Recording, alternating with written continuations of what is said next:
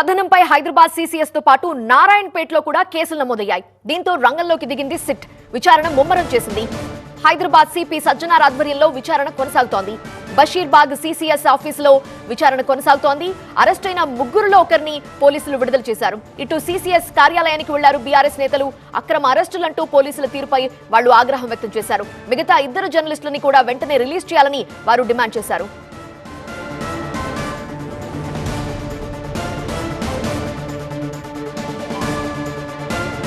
ప్రతినిధి ప్రణీతని అడిగి మరిన్ని వివరాలు తెలుసుకుందాం. ప్రణీత, సో ఎలాంటి ఆ కేసులో ఏమని మెన్షన్ చేశారు? ప్రస్తుతం సిట్ విచారణ ఎలా కొనసాగుతోంది? అయితే కేసు కంప్లైంట్ అంతా కూడా ఐఏఎస్ అధికారి జయేష్ రంజన్ పేరుతో ఆ కంప్లైంట్ వచ్చింది. సో ఎన్టీవీలో ప్రసారమైనటువంటి కథనానికి సంబంధించి క్లిప్పింగ్తో పాటు అందులో ఉన్నటువంటి సారాంశం మొత్తాన్ని కూడా కంప్లైంట్ రూపంలో ఆయన పొందుపరిచారు.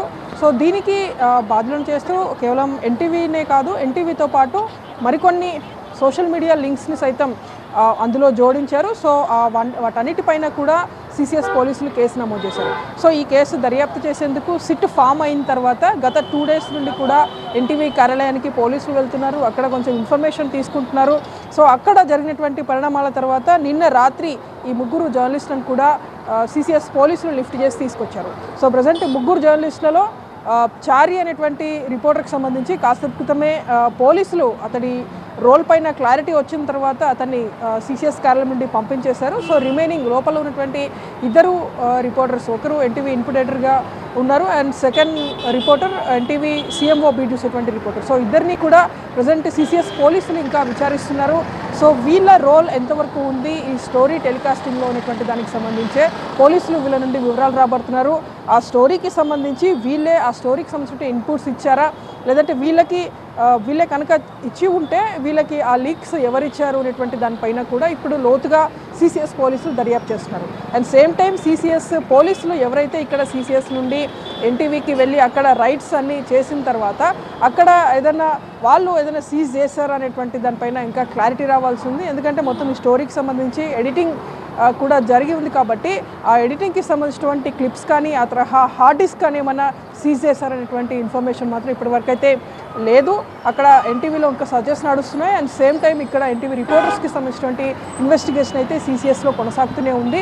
అయితే ఈ ముగ్గురి రోల్కి సంబంధించి చాలా లోతుగా విచారించిన తర్వాత ఎన్టీవీ రిపోర్టర్ చారిని అయితే కాసేపు క్రితమే సీసీఎస్ పోలీసులు పంపించేశారు. ఎందుకంటే స్టోరీ టెలికాస్ట్ అయినటువంటి టైంలో కావచ్చు, ఆ తర్వాత జరిగినటువంటి పరిణామాలు కావచ్చు, తను ఎక్కడ కూడా హైదరాబాద్లో లేడు అనేటువంటి క్లారిటీకి పోలీసులు వచ్చిన తర్వాత అతన్ని ఇక్కడ నుండి పంపించేశారు. సో రిమైనింగ్ వీళ్ళ ఇద్దరు సుధీర్ అండ్ రమేష్కి సంబంధించినటువంటి రోల్ పైన ఇప్పుడు సీసీఎస్ పోలీసుల దర్యాప్తు కొనసాగుతుంది. సో వీళ్ళకి ఎవరు లీడ్స్ ఇచ్చే ఈ స్టోరీ చేశారు అనేటువంటి దానిపైనే ప్రధాన ఫోకస్ కూడా ఉండబోతుంది.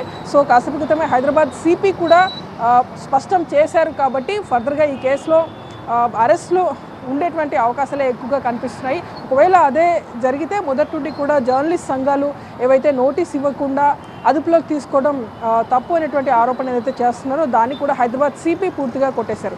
ఎందుకంటే ఇట్లాంటి స్పెషల్ కేసెస్లో కొన్ని సందర్భాల్లో పెట్టినటువంటి సెక్షన్స్ ఆధారంగా నోటీస్ ఇవ్వకుండానే తమకు వెళ్ళి సర్చ్ చేసేటువంటి రైట్ ఉంటుంది అండ్ వారిని అదుపులోకి తీసుకొని కస్టడీకి తీసుకొని విచారించేటువంటి రైట్ కూడా తమకు ఉంటుందని చెప్పేసి సిపి చెప్పినటువంటి వర్షన్. సో ఇవన్నిటిపైన కూడా జర్నలిస్ట్ సంఘాలు అయితే ప్రజెంట్ సీసీఎస్ కార్యాలయం బయట ఒకసారి మనం చూడొచ్చు.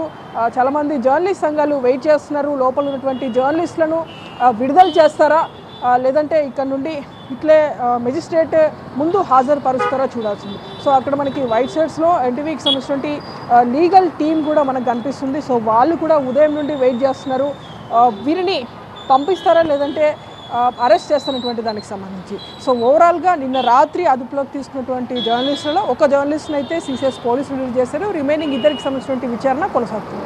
Right Praneetha, thank you for joining. ప్రస్తుతం సీసీఎస్ లో విచారణ కొనసాగుతోంది. అరెస్ట్ చేసిన ముగ్గురిలో ఒకరినైతే విడుదల చేశారు. ఎందుకంటే కథనం రాసినప్పుడు కానీ ప్రసారం చేసినప్పుడు కానీ ఆ వ్యక్తి లేరు అని చెప్పి మరొక ఇద్దరినైతే విచారిస్తున్నారు. అరెస్ట్ తర్వాత సిపి సజ్జనార్ మాట్లాడారు. ఆయన ఆధ్వర్యంలోనే ప్రస్తుతం విచారణ కొనసాగుతోంది. మహిళా ఐఏఎస్ ఆఫీసర్ని ఎలా అగౌరవపరుస్తారు అన్నారు. తప్పు చేసిన వారు ఎవరైనా సరే అరెస్ట్ చేస్తామని తెలిపారు ఆయన. చట్టం తన పని తాను చేసిపోతుందని, విచారణకు సహకరిస్తామని చెప్పి పారిపోవాలని చూశారని సిపి సజ్జనార్ చెప్పారు. తప్పు చేస్తే ఎక్కడున్నా సరే పట్టుకుంటాము, చట్టం ముందు నిలబెడతామన్నారు. నోటీసులు ఇవ్వకుండా విచారణ చేయడాన్ని కూడా సిపి సజ్జనార్ సమర్థించారు. విచారణకు ఎందుకు సహకరించడం లేదు వాళ్ళు అని ఎదురు ప్రశ్నించారు. కుటుంబంలో ఎంత పరిస్థితి ప్రాపర్ వేలో సిట్ వేశారు, అలా విచారణ చేయొచ్చు, కానీ వితౌట్ నోటీస్ సిట్ అంటేనే ఇన్వెస్టిగేషన్. సిట్ కంటే వేరే ఇన్వెస్టిగేషన్ కి సిట్ కి ఏం వేరే ఏం లేదు మేడం. సిట్ ఎందుకు వేయాలండి నోటీసు? మనకు కావాల్సిన వాళ్ళు పిలిపిస్తాను, ఎంక్వైరీ చేస్తాను, మీరు రండి, పిలిపించినట్లు రావాలి కదా. ఎందుకు పారిపోతున్నారు? ఏదో నేను బ్యాంకాక్ వెళ్తున్నాను సార్, నేను ఇప్పుడు మీ సిఇఓ గారు ఎక్కడ ఉన్నారండి? రావాలి కదా. చేస్తానండి, ఎక్కడైనా పోతే ఎక్కడున్నా పట్టుకొని వస్తాను, ఎక్కడుంటే పట్టుకొని వస్తాను. నేను చట్టం ముందు ప్రవేశపెడతాను, చట్టంలో చూసుకోండి మీరు.